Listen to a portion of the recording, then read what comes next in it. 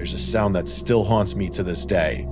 It isn't the slam of a gunshot or the scream of someone begging for their life, though I've heard both. It's the hollow, metallic click of a classroom door locking behind me, followed by silence. If you've ever lived through a real school lockdown, you know that silence isn't comforting. It's suffocating. It's the kind of silence that presses against your eardrums and crawls down your spine, that makes your heart beat the loudest sound in the room. In those moments, you don't know if the next noise you hear will be the sound of help or the sound of hell walking toward you. Most people think lockdown drills are nothing but inconveniences, a chance to text under your desk or laugh quietly with friends while the teacher pretends to take it seriously. But drills are predictable. They end with an announcement over the intercom, a collective sigh of relief, and a return to normal. Real lockdowns don't end that way. Real lockdowns change you. I've heard stories my entire life. Strange encounters, unexplained disappearances, tragedies that make the evening news. But there's something uniquely terrifying about danger coming to you, to the one place you're supposed to feel safe. The place where you grow up, learn, laugh, build memories, and suddenly, that place turns into a hunting ground. Each story I'm about to tell you happened inside a school, in the middle of what should have been an ordinary day. Each one started with something so small: a teacher playing a game in class, a cafeteria full of kids eating lunch, a young intern scrolling his phone during a break, and each one ended with a level of fear and chaos they'd never forget. Because the thing about lockdowns is that they don't always come with warnings. There's no countdown, no cinematic build-up. 1 second you're safe, and the next, you're not. 1 second the hallway is filled with laughter, and the next, it's echoing with screams. These aren't ghost stories or urban legends. They aren't exaggerated campfire tales told to scare freshmen. They're real. They happen to real people. People who still remember the way the air felt heavy, the way their hands shook, the way their friends cried beside them. And most of all, they remember the waiting, that unbearable waiting, wondering if the handle on the door would start to turn. What makes them truly unsettling isn't just the danger itself, it's how quickly everything normal can collapse. The same floors you walked every day can suddenly feel like the last place you'll ever stand. The walls you once felt protected by become a trap, and the faces you pass in the hallway, the teachers, the students, the strangers you don't know which one might hold a weapon. Lockdowns strip away the illusion of safety and force you to face a chilling truth. Sometimes evil doesn't break in from the outside. Sometimes it walks right through the front doors. These are 3 stories of ordinary days turned into nightmares. 3 moments when the world inside a school shifted from mundane to monstrous. And 3 reminders that even behind locked doors, danger can still find a way in. If you're ready, let's step inside. It was supposed to be an easy Friday, the kind of day where you count down the minutes until the final bell, half listening to your teacher while already dreaming about spring break. The classroom was warm with that lazy end-of-week energy, pencils tapping, sneakers squeaking on the linoleum, and someone quietly humming the theme song to a video game in the back row. Our calculus teacher, a notoriously chill guy, decided to skip the lesson entirely and pull up a trivia game online. We were halfway through a brand logo quiz when it happened. My friend had just shouted, "Adidas!" and we all laughed at how obvious it was. Then the loudspeaker crackled, not the usual calm announcement tone, but sharp and clipped, like someone had slammed a button. "This is not a drill," the dean's voice shouted, frantic and shaking. "Teachers, initiate lockdown immediately." The words hit like a bolt of electricity. Our teacher froze mid-sentence, the blood draining from his face. Then he sprang into action, slamming the lights off and whisper yelling for us to move. Chairs scraped as we huddled into the far corner of the room, our backs pressed against cold cinder block walls. The cheerful hum of the projector vanished, replaced by the low buzz of the emergency panel until even that cut out. The power was gone. The silence that followed felt alive. For 2 long minutes, no one spoke. The air was thick with the sound of breathing. Shallow, shaky, terrified. Then, somewhere down the hall, a man started screaming. Not words at first, just this raw, animalistic noise that made the hair rise on the back of my neck. Two girls near me started crying. One of them bit into her sleeve to muffle the sound. The screaming grew closer. Heavy footsteps pounded against the floor. Then a metallic clang as something slammed into a locker. "I'll kill all of you!" the man roared. Every heartbeat in that room stopped. Our teacher crouched beside us, his finger pressed to his lips, eyes wide and darting toward the door. Someone's teeth were chattering so loudly it almost echoed. Then the sound moved. Locker to locker. Bang, bang, bang. Each hit louder than the last, until finally it reached our door. The first impact rattled the glass. The second bent the metal frame. And on the third, one of the girls screamed a raw, terrified "no" that sliced through the silence like a siren. The pounding intensified. The door shuddered in its hinges as the man howled, "Open up!" over and over again. 10 seconds felt like 10 minutes. My chest was tight, my hands numb. We were trapped, no weapons, no escape. Just a thin piece of wood and a lock between us and whatever was on the other side. And then, just as suddenly as it started, it stopped. The footsteps moved away, fading into the distance. His voice echoed down the hallway, still screaming, still unhinged, until even that disappeared. No one moved. We didn't dare. 10 minutes passed, though. It felt like hours before the intercom clicked again. The dean's voice was still trembling, but at least it was steady enough to explain. A man, apparently mentally unstable, had walked straight into the school. He'd assaulted the woman at the front desk, who escaped screaming into the parking lot. Nobody knew if he was armed. Nobody knew why he was there. And worst of all, nobody knew where he had gone. The school had no cameras back then, no security. The doors were rarely locked. Anyone could walk in. And on that day, someone did. We were told to continue class to resume normal activity, but not to leave the room. The absurdity of that instruction almost made us laugh. Continue class? After hearing a man scream death threats on the other side of our door? But we did, because what else could we do? The hours crawled by, the bell rang, parents picked up their kids. Eventually, life pretended to go back to normal. But the next morning, a rumor swept through the school that froze my blood. One of the night janitors had found the man asleep in a storage closet near the back of the building.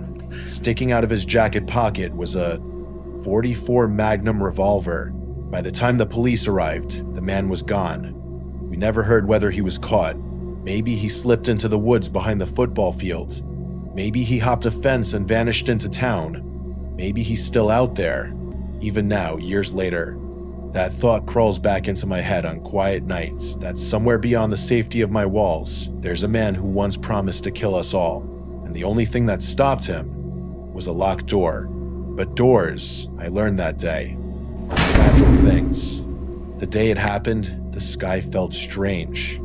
A heavy gray hung over the school, and rain streaked the cafeteria windows in thin, trembling lines.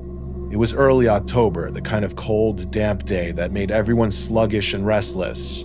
Most of us were more focused on the weekend than the lunch sitting on our trays. Our school had 2 lunch periods.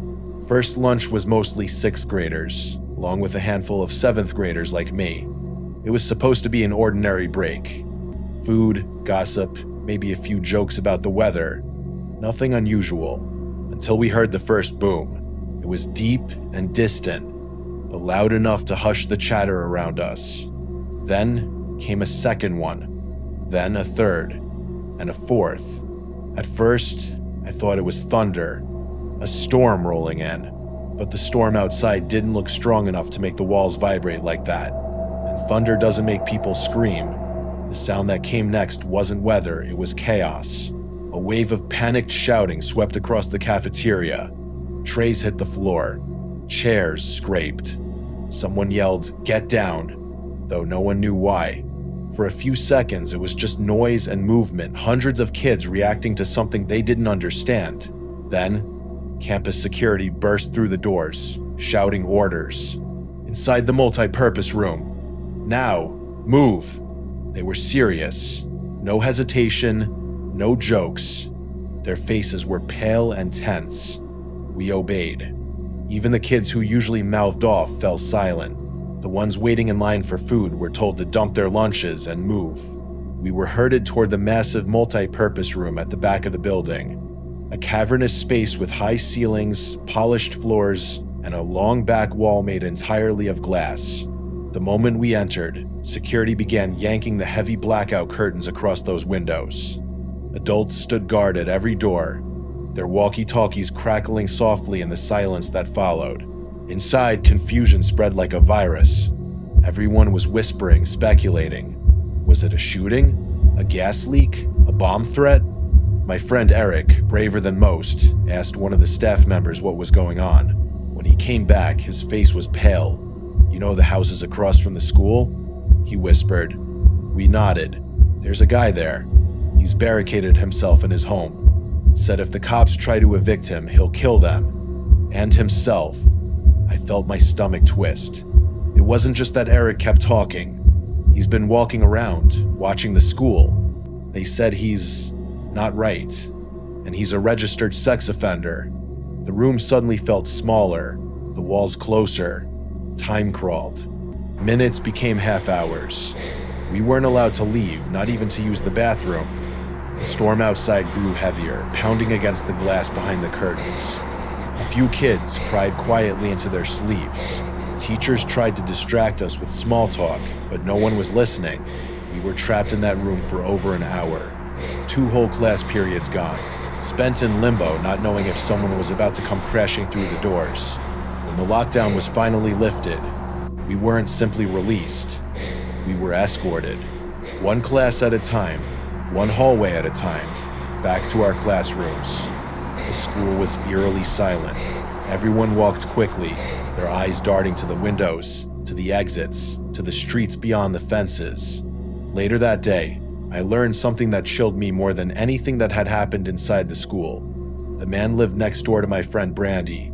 She told me a story, one that, at the time, we had all laughed off as some weird Halloween stunt. Last year, on Halloween night, she had seen him standing in his window.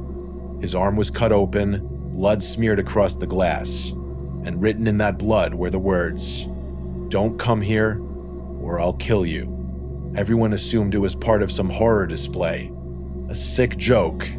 Now we knew it wasn't.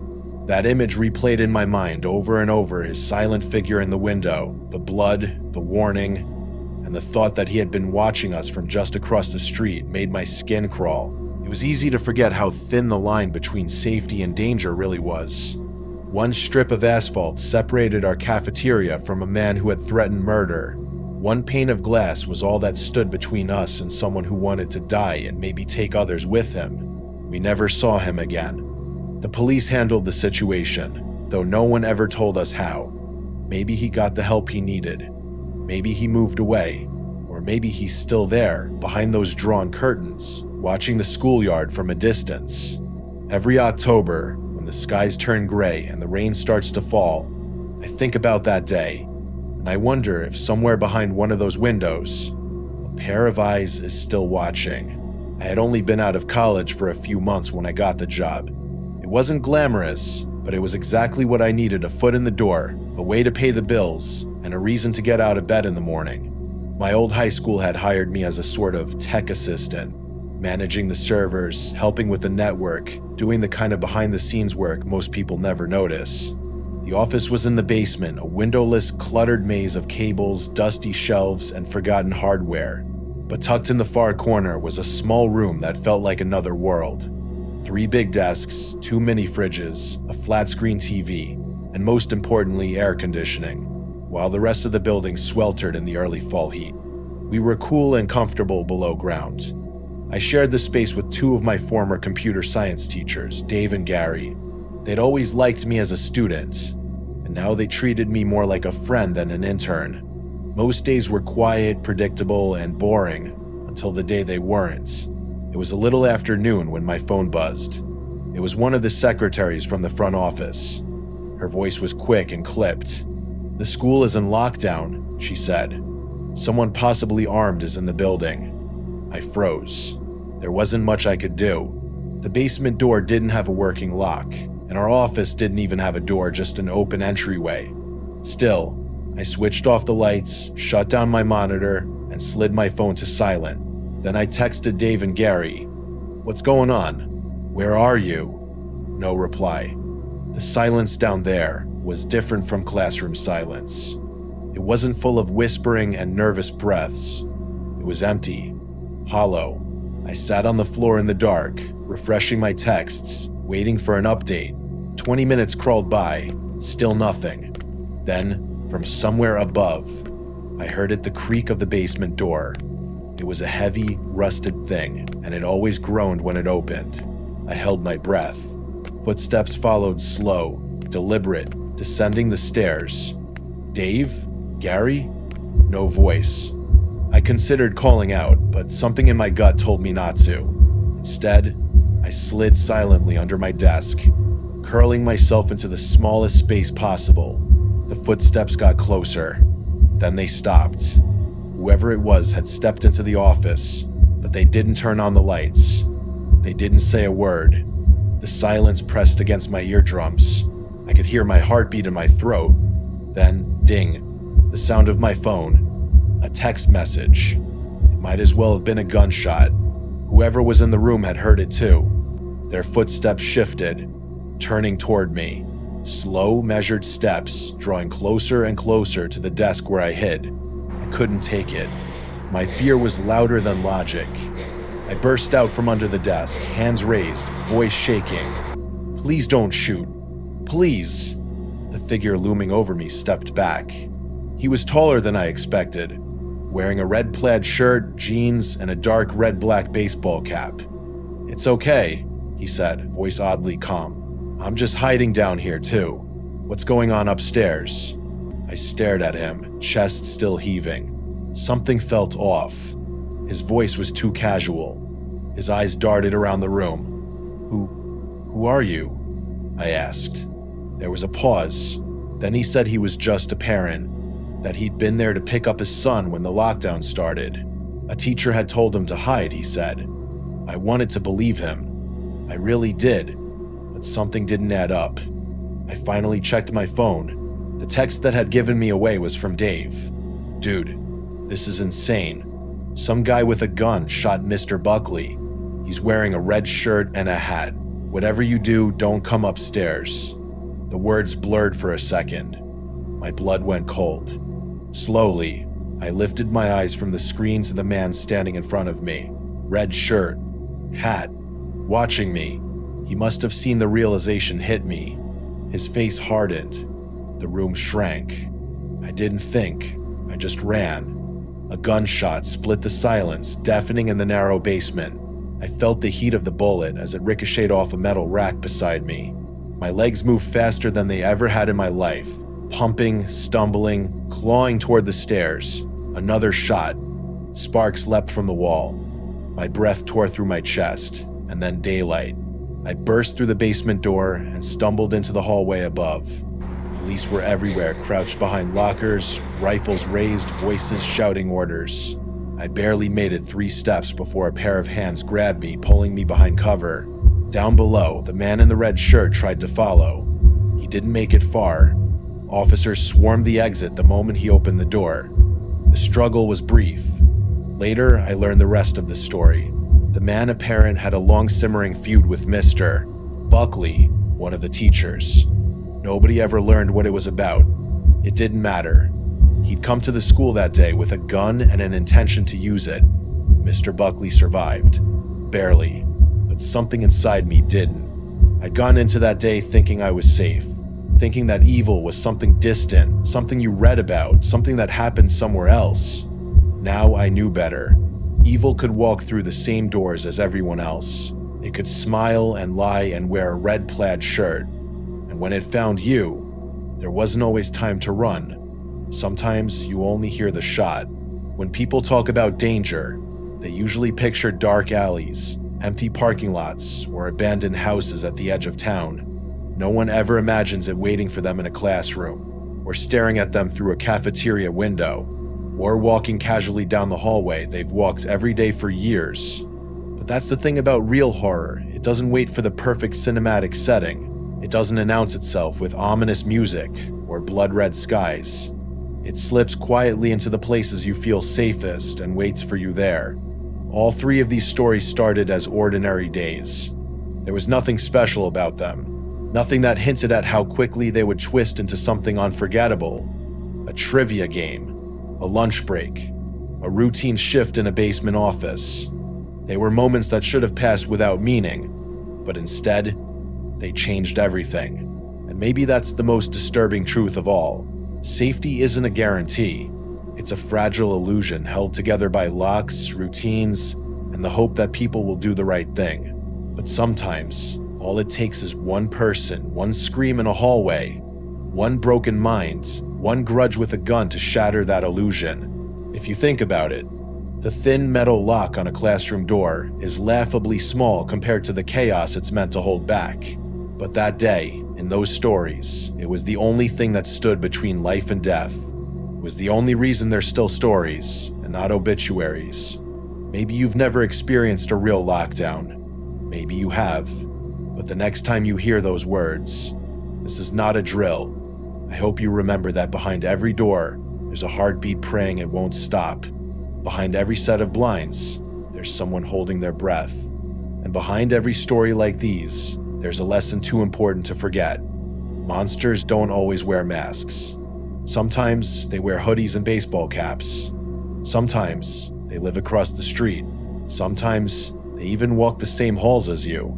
And yet, even in the face of that darkness, there's something stronger: the instinct to survive, to protect one another, to fight for one more breath. It's the reason teachers throw themselves in front of doors, why students hold each other close, why strangers risk everything to stop the unthinkable. These stories aren't meant to scare you.